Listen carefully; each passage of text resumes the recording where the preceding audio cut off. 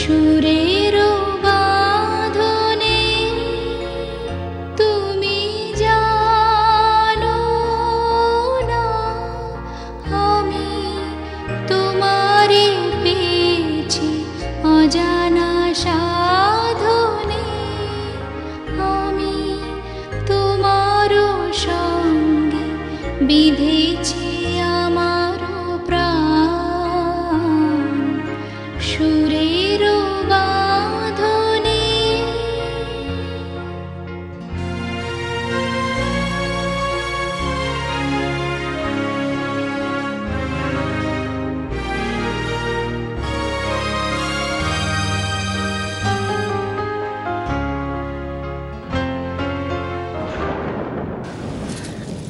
কি করছো অগ্নি? তোমার মুখ থেকে একবার শুনতে চাই, শুধু একবার। তুমি আমাকে ক্ষমা করেছো? তোমার জায়গা ওখানে নয় অগ্নি, এসো আমার কাছে এসো। আগে বলো তুমি আমায় ক্ষমা করেছো? তুমি এখনো চিনলে না আমায়? যে নিজেকে চিনতে ভুল করেছে, যে কোনোদিন বোঝেইনি যে সে নিজে কি চায়, তার কাছে এখনো তুমি কিছু এক্সপেক্ট করো আয়ুষী? আমার দিনমা সবসময় একটা কথা বলে জানো, অন্ধকার দেখে কখনো ভয় পেতে নেই। অন্ধকার যত গাঢ় কালো, তারপর আলোর প্রকাশও ঠিক ততটাই উজ্জ্বল। একটু কঠিন হয়ে গেল। আমিও যতবার শুনেছি আমারও কঠিনই মনে হয়েছে, কিন্তু আজ বুঝতে পারছি কথাটা কতটা সত্যি, কতটা সহজ। অনেক অপেক্ষার পর দেখা আলোর রোশনাই সব অন্ধকার ম্লান করে দিতে পারে অগ্নি।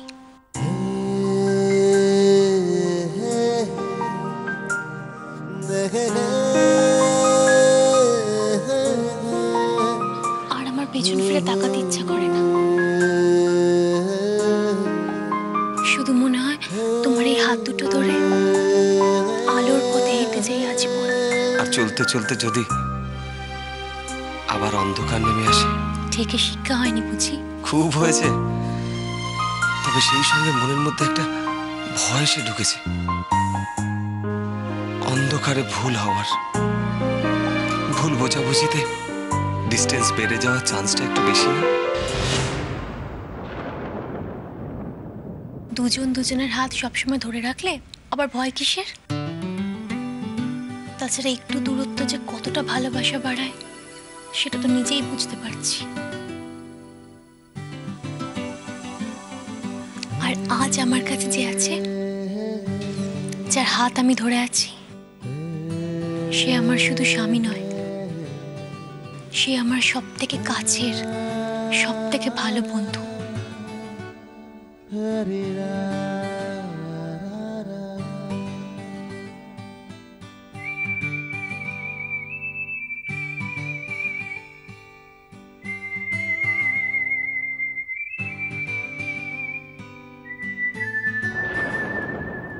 আমি এতদিন পর সত্যিটা জানতে পেরেছি।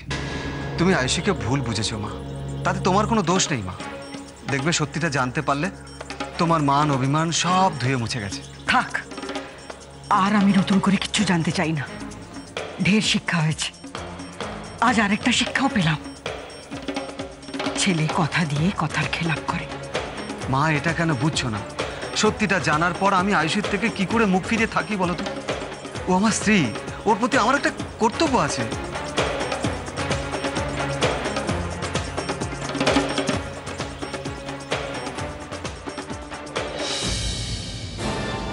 আমার ধনুক ভাঙা পণ আজ একেবারে ধূলিসাৎ করে দিল ওই একরত্তি মেয়ে। নিজে হাতে বরণ করে ওকে ঘরে তুলতে হলো আমায়। আমিও ছাড়বো না, ওর এই চ্যাটার্জি বাড়ির বউ হওয়া আমি বের করে দেব। আমার সঙ্গে কোনো সম্পর্ক রাখবে না, তাই তো? এই বাড়িতে জলগ্রহণ করবে না, এই কথাগুলো তো আগেও বলেছ। তাহলে আজ আমার একটা স্পষ্ট কথা শুনে রাখো, এই বাড়িতে অগ্নির যদি কেউ ক্ষতি করতে চায় তাকে আমি কিছুতেই বরদাস্ত করব না। কপালে ভাঁজ ফেলে হার জিতের হিসেব নিকাশ আর কত করবে গিন্নি? শোনো, দেখো, আমাদের তো মেঘে মেঘে কম বেলা হলো না। আমি বলি কি, সন্তানদের কথা ভেবে, তাদের সুখ স্বাচ্ছন্দ্যের কথা ভেবে রাগ অভিমানের পালাটা মিটিয়ে দাও না এবার। তোমায় কে বলেছে আমি রাগ করেছি? রাগ যে করনি তার প্রমাণ তো দিচ্ছ না। আচ্ছা গিন্নি, সত্যি কথা বলো তো, অনু আর সৌভিক যখন এই বাড়ি ছেড়ে চলে গিয়েছিল, দুঃখ তোমার নিশ্চয়ই হয়েছিল, কিন্তু তার সঙ্গে আনন্দ হয়নি? আজকে মেয়ে নিজে সংসারের ভার নিচ্ছে, এটা তো যে কোনো বাবা মায়ের কাছে পরম প্রাপ্তি।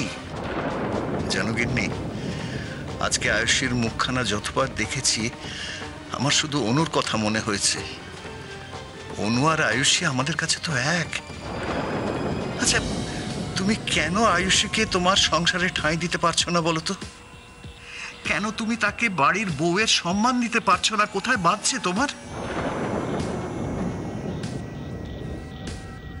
আমার ঘুম পেয়েছে, আলোটা নিভিয়ে দাও। আলো নেবালেই কি তোমার ঘুম আসবে গিন্নি?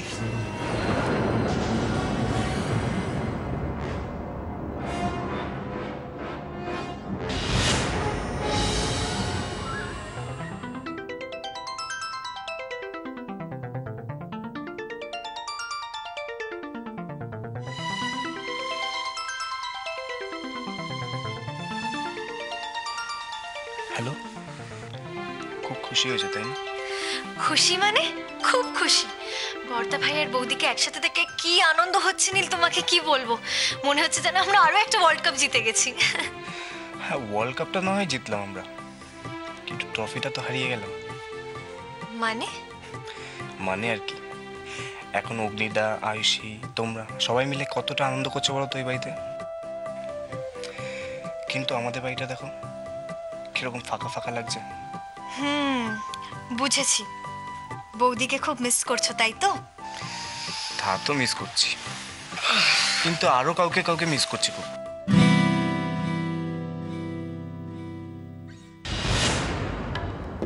হয়ে গেল, এবার না আবার থানায় মিসিং ডায়েরি করতে ছুটতে হয়।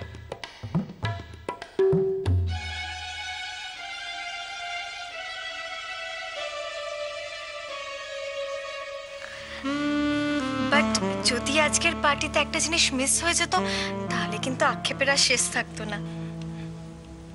কি বলো তো? কি আবার, তোমার ছোট মামির নাচ। যা বলেছো, কিন্তু ছোট মামির ডান্সটা কিন্তু ফাটাফাটি করেছো। এখন তো বুঝতে পারছিস না, এরপর কিন্তু তোকেও নাচতে হবে রে নীলদা। এই নীল, একটা গোপন খবর দেব। কোন খবর? বর্দা ভাই আর বৌদি হানিমুনের প্ল্যানিং করেছে। তাই নাকি? তা কোথায় যাবে কিছু জানো? দূরে কোথাও একটা যাবে হয়তো। হোপফুলি কোনো ড্রিমল্যান্ড, তাই তো? কিন্তু বাংলায় যেন কি বলে? এই যে আমার ঘুমের 12টা বাজিয়ে স্বপ্ন দেখা যাচ্ছে। আচ্ছা গোলা পায়রার মতো বকম বকম না করে বিয়েটা সেরে ফেল না, বিয়েটা সেরে ফেল না। সূর্য তুই দাঁড়া, সকালটা হতে দে। মামিকে যদি আমি না বলি, এই দেখো বোকা ছেলে। আরে দিভাই তো তোর রাস্তাটা ক্লিয়ার করে দিয়েছে। বিয়ে সেরে ফেল, বিয়ে সেরে ফেল। একটা সেরে ফেল। হ্যাঁ তো বিয়ে একদম আমাকে ঘুমোতে দিছিস, দেখা হচ্ছে না। কথা বলতো না, তারপরে গেছে আমি ঘুমোবো না। রাত্রে একটু কথা বলছি, তুই তারা রাত্রে কেন কথা বল? আমি তো আস্তে আস্তে কথা বলছি। আস্তে আস্তে কথা বলবো না, আমি ঘুমোবো না নাকি? বাড়ি কি কথা বল? মামিকে কিছু না বলি আমি কি বলি?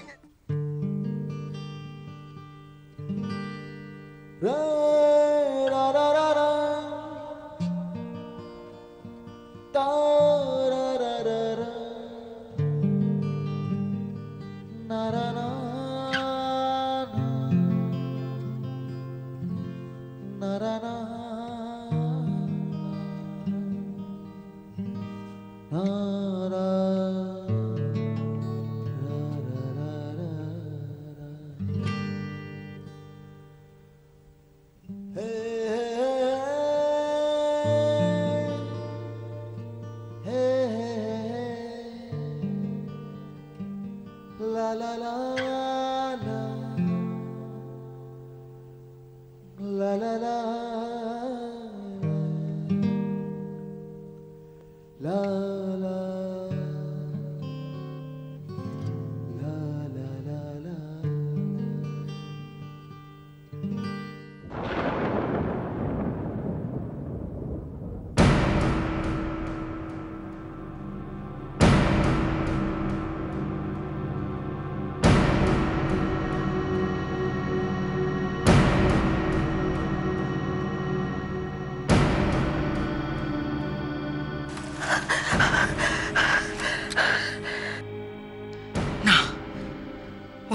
ঠিক মন্ত্র দিয়ে আমার অগ্নিকে একেবারে বশ করে ফেলবে। অগ্নিকে আমার থেকে কেড়ে নেবে। দুদিন পর হয়তো অগ্নি আর আমাকে চিনতেই পারবে না। এতদিন ধরে বুক দিয়ে আগলে বড় করেছি অগ্নিকে, আর দুদিনের ওই মেয়ে অগ্নির জীবন থেকে আমাকেই সরিয়ে দেবে? এত সহজ নাকি? আজ আমিও দেখে নেব অগ্নির কাছে কার কদর বেশি, বউয়ের নাকি মায়ের। কি গো, কি হয়েছে? কি এত ভাবছো? আমাদের দিদি ভাইয়ের কথা?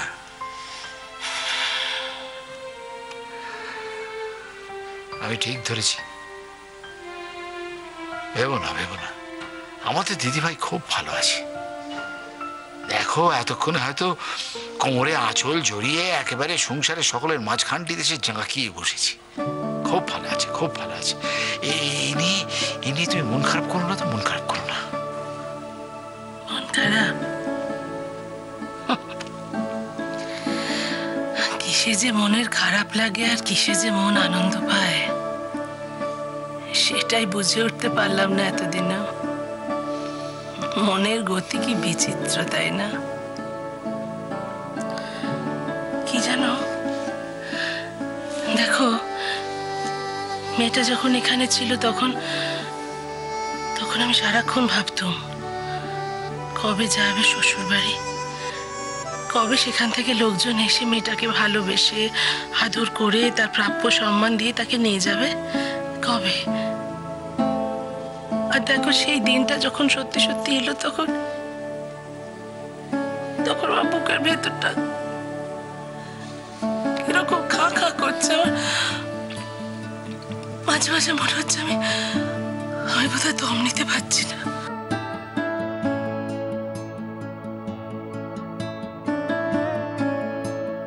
আচ্ছা, তুমি দেখো, আমাদের বাড়িতে তো কত লোকজন, তাই না?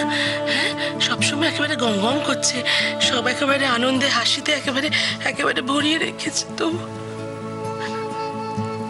আমার খালি মনে হচ্ছে কি যেন একটা নেই। আমি যেন কি একটা হারিয়ে ফেলেছি। কিচ্ছু হারায়নি, কিচ্ছু হারায়নি রোহিণী, কিচ্ছু হারায় না।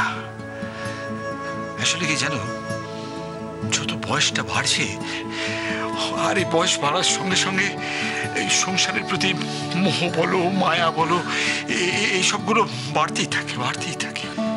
কাউকে ছাড় দিচ্ছে করে না, কাউকে না। মনে হয় সবাইকে জড়িয়ে, চারপাশে সবাইকে জড়িয়ে খুব আনন্দ করে বাঁচি। কিন্তু কি বলবো বলো, যাকে যার গন্তব্যে ছেড়ে তো দিতেই হয়, এটাই নিয়ম।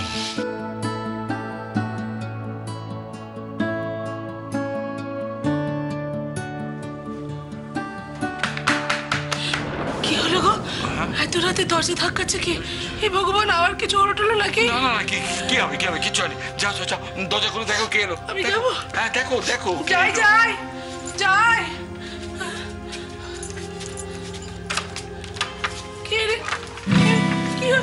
কি হয়েছে? ও মায়ের কি হয়েছে? কি হয়েছে? ঠামি, আজ থেকে কিন্তু আমি তোমার আর দাদু ভাই মাঝখানে ঘুমাবো। তুমি দিভাইকে এতদিন অনেক গল্প বলেছো, এবার কিন্তু আমাকে ওই সব গল্প শোনাতে হবে। কিছু দেখো, দোষী মেয়ে তোমার পেটে পেটে এত। আচ্ছা, আমি বুঝতে পেরেছি।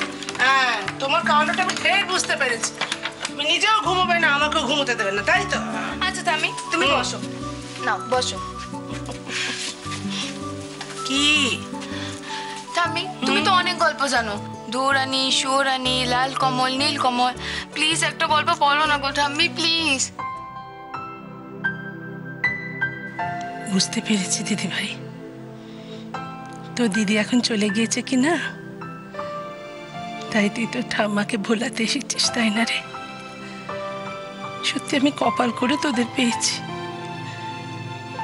তোরা আমার নাতিরা, তোরা সব এক ছাঁচের হয়েছিস। হ্যাঁ, ঠিক কেমন করে আমার মনের খবরটা জেনে ফেললি? গপ্প বলতে দেখতে হবে। হ্যাঁ। কি পেয়েছিস তোরা ঠাম্মিকে? ঠাম্মিকে? ঠাম্মি হলো আমাদের ঠাকুমার ঝুলি। আচ্ছা ঠিক আছে ঠিক আছে, বলো বলো বলো বলো। আরে এমন শ্রোতা তুমি আর পাবে না, বলো বলো বলো। না তুমি সরো দেখি, সর সর, নে ঠিক করে শো, ঘুমিয়ে পড়তে হবে কিন্তু। হ্যাঁ হ্যাঁ, বলো বলো বলো। আচ্ছা গপ্প বলবো। কিসের গপ্প বলি?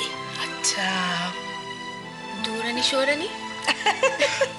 দৌড়ানি সৌরানি মেয়ে বড় হয়নি গো। ঠিক আছে শোন।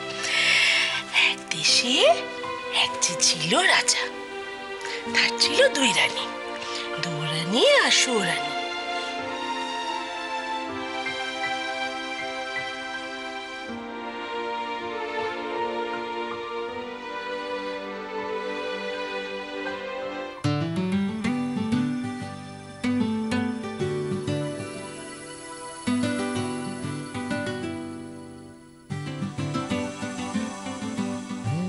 এত চুপচাপ কেন? কথা বলতে ইচ্ছা করছে না? শুনছি তো। কি? এখন তুমি মনে মনে কি আমায় বলছো? সে তো আমি রোজই বলি, তুমি এতদিন পরে শুনছো। কাছে না এলে মনের কথা কি শোনা যায়? মনের কথা তো দূর থেকে শোনার জন্য। তা কি শুনলে শুনি? রাগ, অভিমান আর এক গাদা অভিযোগ। তাহলে ভুল শুনেছ, আমার এসব এখন আর নেই। তাহলে কি শুনেছি আমি? ভালোবাসার কথা। ভালোবাসার কথা আবার শোনা যায় নাকি?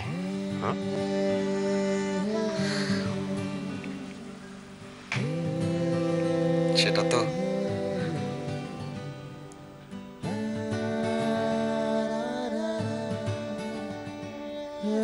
মরে গেলাম গো। শোনো শোনো শোনো শোনো শোনো।